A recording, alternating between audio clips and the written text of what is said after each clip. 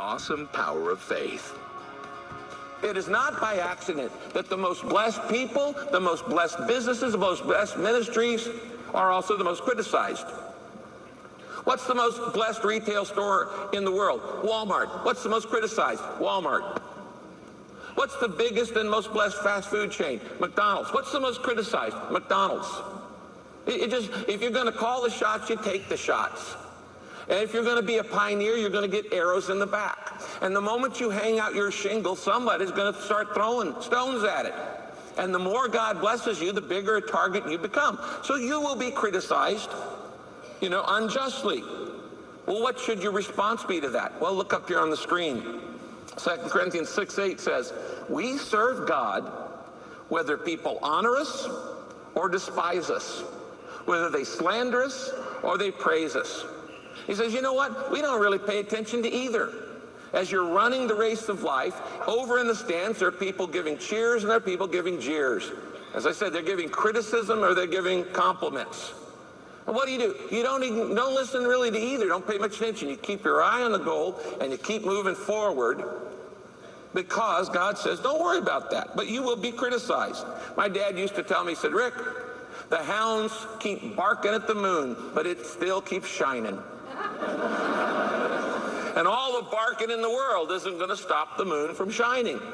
So this year, there are going to be some dogs that bark at you, criticize you, tell you how you're doing things wrong. And let me tell you something. If you start going after your dream, there will be people in your life who don't like it because it upsets the apple cart. All of a sudden, you're doing something with your life, and they aren't, and it makes them feel a little bad. Well, I'm sorry. You cannot live your life with the opinions of other people.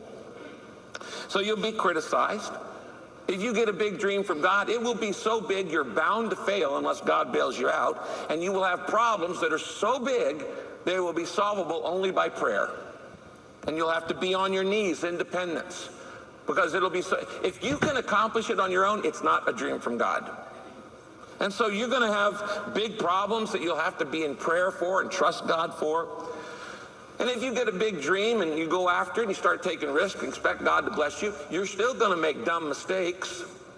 I mean, you may be right in the center of God's will, but you're a human being, and you're still going to do foolish stuff. And that's humbling. I mean, humility is not denying your strengths. It's being honest about your weaknesses. I mean, you have some great strengths. You also have some great weaknesses. We're all a bundle of them. And humility is not denying your strengths. It's not saying, oh, no, I'm not good at that. I'm no good. That's actually false humility. That's actually pride.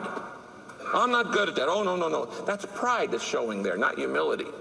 Pride is saying, yeah, I'm really good at this, but you know what? I'm also not so good at that, because nobody's good at everything, right? Nobody's good at everything.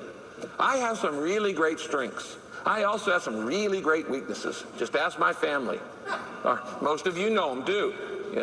And he said, like bad fashion sense and stuff like that. And so you just put up with each other and you take the good and the bad together. Another thing that'll happen is other people take credit for your work. If you get a big dream, other people claim the credit for it. God can do great things through the person who doesn't care who gets the credit. So you just keep moving on. So as I said, it's very easy for God to humble you. It's much, much harder for God to get you to believe bigger than you've ever believed before. Hebrews 11:1 says God wants us to expect things from him. He says faith assures us of things we expect and convinces us of the existence of things we cannot see. We just come to God and say, okay, God, you just take over. Here's the dream. Here's my life. Here's my reputation. You call the shots.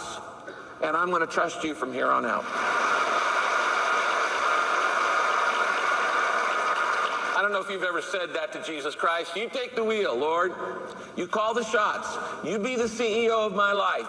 You become the chairman of the board. I'm putting on the sign that says I'm under new management. You're in charge. I'm not. I saw a sign the other day, a bumper sticker in a car. It said, God is my co-pilot. He's not your co-pilot. He's either driving or he's not in the car. God doesn't sit in your life and go along with the ride while you're driving. He's either in control or he's not in your car. He's either the captain of the ship, he's the pilot of the plane, or he's not there.